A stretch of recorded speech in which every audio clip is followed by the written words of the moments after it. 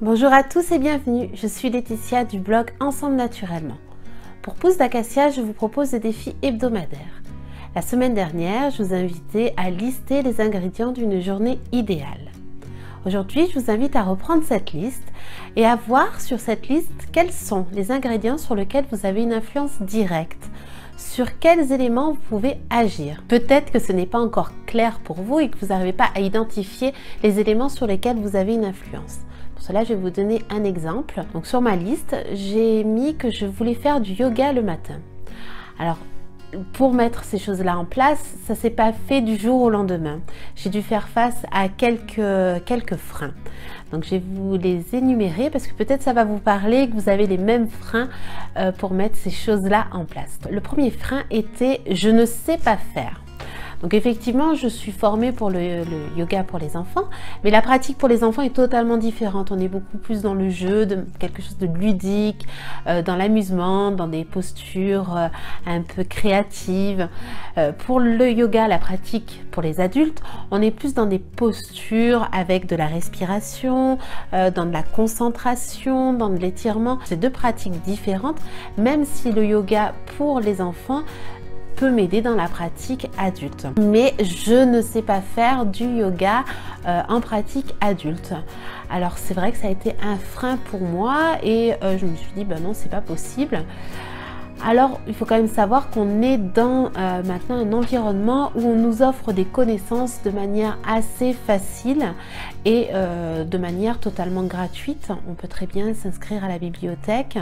Généralement les bibliothèques municipales sont gratuites et aller emprunter un livre sur le yoga ou encore un DVD. Pour ma part, j'ai préféré avoir accès aux vidéos YouTube avec des bons professeurs de yoga qui transmettent leur savoir et donc proposent des exercices très simples. J'ai pu regarder ce qui se faisait et adapter donc des exercices à ma capacité, à mon corps qui est raide comme un bâton et du coup ne pas me mettre des exercices trop compliqués et qui allaient totalement me démoraliser. Donc j'ai vraiment cherché quelque chose qui me convenait et de manière totalement accessible et gratuite. Donc ce frein-là a été éliminé, mais par contre il y a eu d'autres freins qui sont venus. Le deuxième frein était je n'ai pas le temps. Donc c'est vrai que le matin j'ai déjà quand même une matinée qui est bien chargée. Je dois me préparer, aider les enfants à se préparer avant d'aller à l'école ou chez Nounou pour Tao. Ranger un petit peu l'appartement histoire que ce soit un minimum clean avant d'aller travailler. Donc déjà pas mal de choses à faire et en plus me rajouter une séance de yoga le matin. Je me suis dit je ne sais pas à quel endroit je vais pouvoir le mettre dans mon emploi du temps. Je pense qu'en fait, cette pratique du yoga n'était pas bien définie pour moi et j'avais pas imaginé le temps que je m'étais imparti pour cette pratique-là. J'avais noté faire du yoga, mais faire du yoga sur une demi-heure, une heure. Et en fait, je me suis rendu compte en visionnant les vidéos YouTube qu'on pouvait en seulement 10 minutes avoir une pratique matinale qui éveille le corps et qui fasse du bien. Donc 10 minutes, je peux quand même facilement les trouver. C'est enlever peut-être 10 minutes de Facebook, 10 minutes de consultation de mail. 10 minutes, c'est totalement gérable. 10 minutes sur une journée de 24 heures. 10 minutes qui peuvent me faire du bien. C'est que je peux totalement les trouver dans la journée et intégrer cette pratique-là dans mon quotidien. Le troisième frein, c'était, je me disais, mais de toute façon, la pratique du yoga le matin n'est possible que pour les personnes qui n'ont pas d'enfants. C'est pas possible autrement, avec les enfants à gérer, qui sont dans les parages, ça va être très très compliqué. Et là, c'est en pratiquant que je me suis rendu compte que c'était un frein qui était totalement faux. Alors effectivement, des fois, Tao qui a 16 mois est auprès de moi, il arrive qu'il me grimpe un petit peu dessus. Donc ça crée un petit peu plus de peps dans la pratique.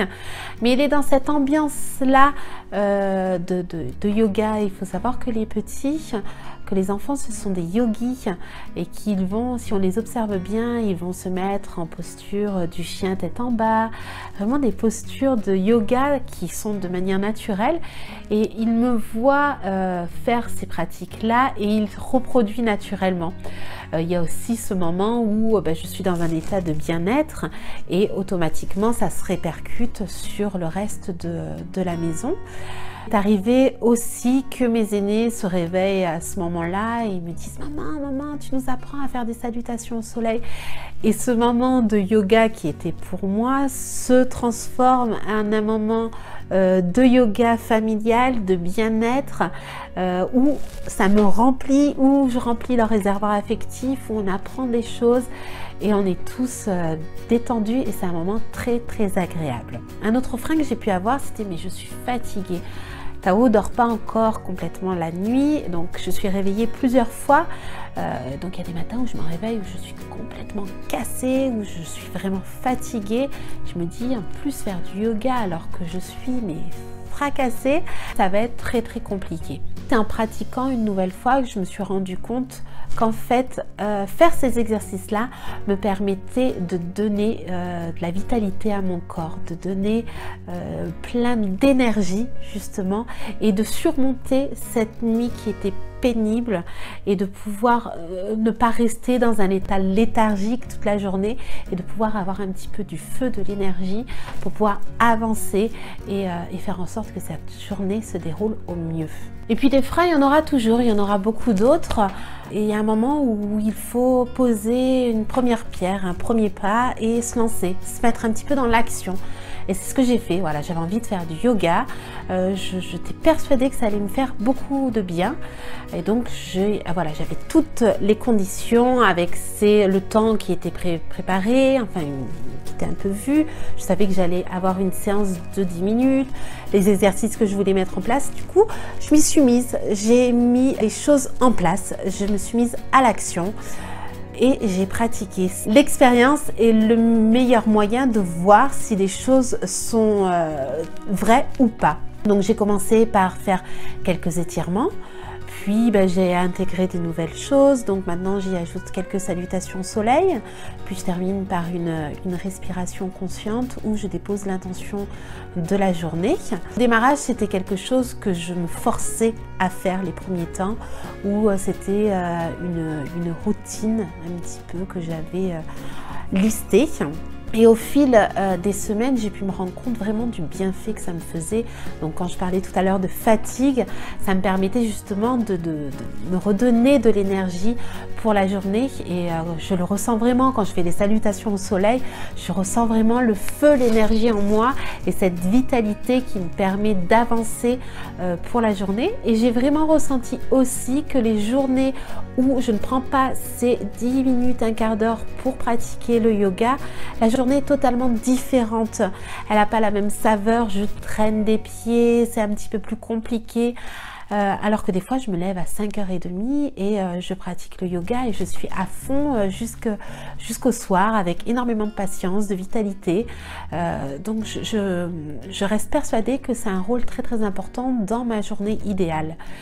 Et donc au fil des semaines, cette pratique-là n'a plus été quelque chose de forcé, mais ça a été plus quelque chose de naturel qui s'intègre dans mon quotidien, comme prendre un bon petit déjeuner, me brosser les dents, prendre un verre d'eau le matin. Ça fait vraiment partie de mon quotidien et ça devient un automatisme où le matin je sors mon tapis et je fais mes exercices. Voilà pour mon vécu au niveau de la zone d'influence. Donc le yoga ne dépendait pas de mon mari, ne dépendait pas de mon conjoint, ne dépendait pas de mes enfants, mais il y avait quelques freins qui m'empêchaient de mettre cette pratique en place. Donc je vous repropose une nouvelle fois de reprendre votre liste, d'observer sur quoi vous avez une influence directe, de vous aider bien entendu de la communauté Facebook si vous n'arrivez pas à identifier les éléments sur lesquels vous avez une influence, et puis de partager vos freins et ensemble nous allons essayer de les éliminer et puis rien ne vous empêche de faire l'expérience. Je vous invite vraiment là-dessus à faire l'expérience et de ressentir les choses et auquel cas ça marche et puis ça marche pas et du coup vous pouvez rayer et passer à autre chose. Voilà, vraiment ressentir les choses. Je vous souhaite de belles découvertes. Je vous dis à très vite pour de nouveaux défis et en attendant, nourrissez la girafe qui est en vous. À très vite, ciao!